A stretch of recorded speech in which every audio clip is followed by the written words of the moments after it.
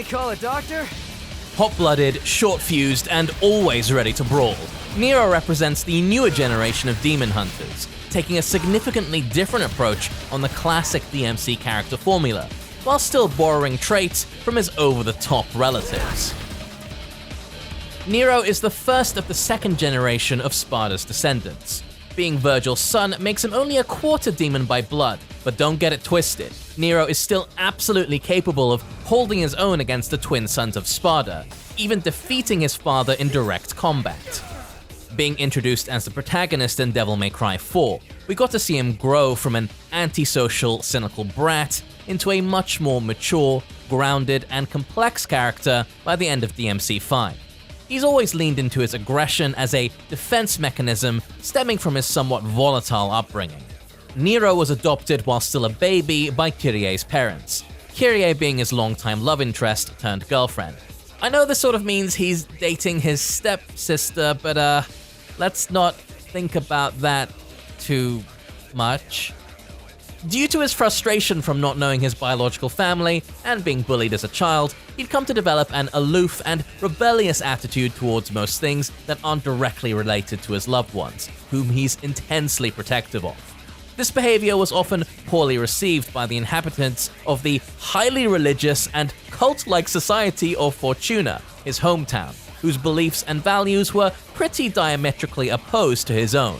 That being said, Nero still enrolled as a Knight of the Order of the Sword to protect that same city from demons. That is, until he figured out the Pope was absolutely batshit insane, colluding with the underworld with the goal of taking over the world. You know, as you do.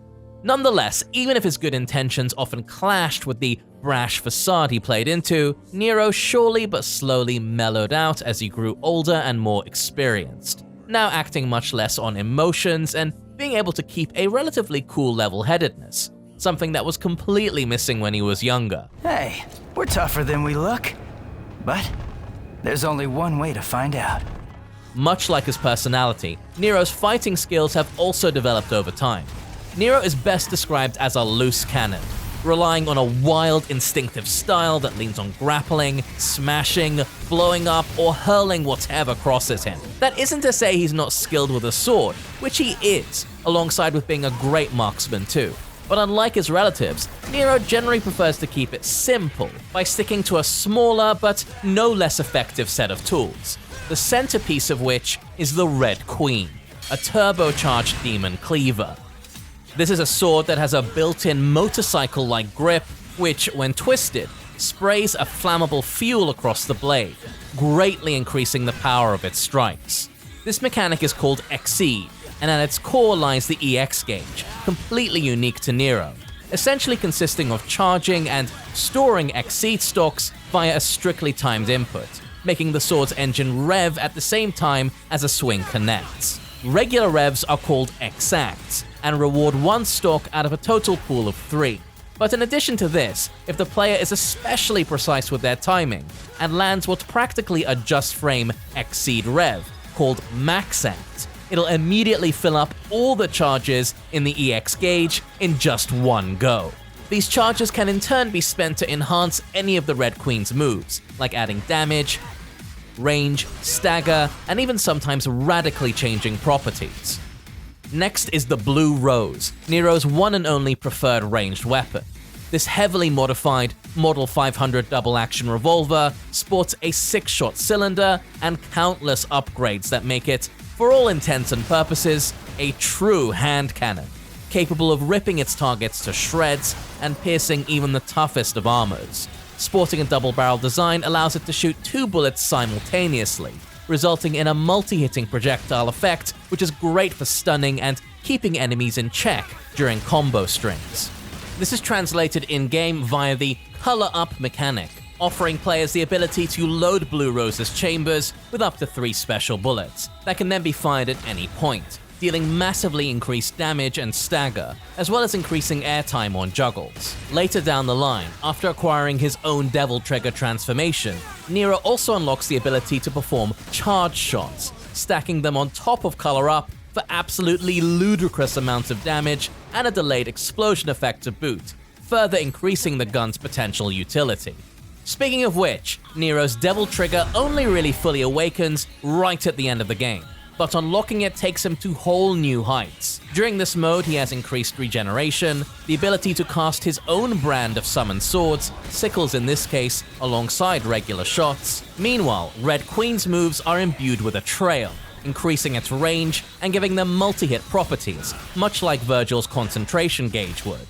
And most importantly, lore-wise, it also heals his missing arm, effectively marking the comeback of his signature Devilbringer.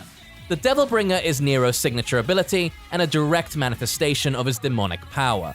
It allows him to control enemies' positioning or even his own through pulling.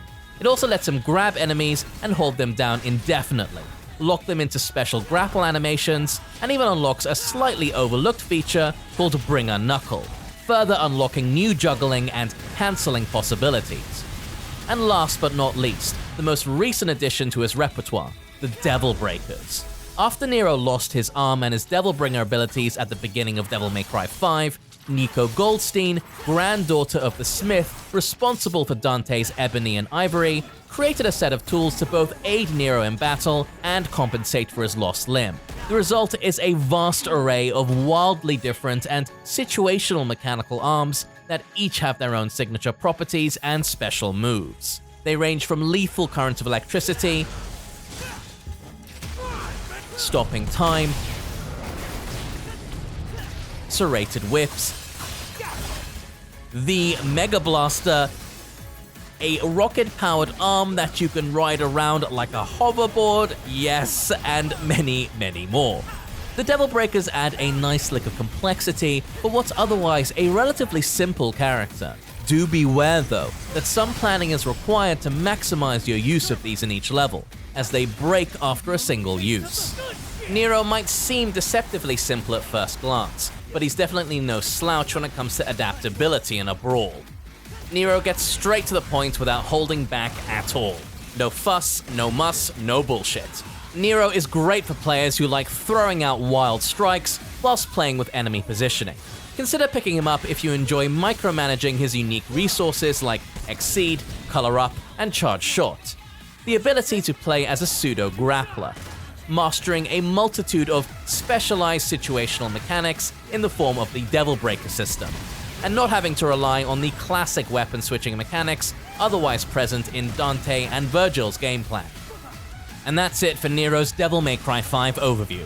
A big shout out to our generous patrons for supporting us. For $1 a month, you can get early access to videos, as well as your name listed here. As always, thank you for watching, and have an excellent day.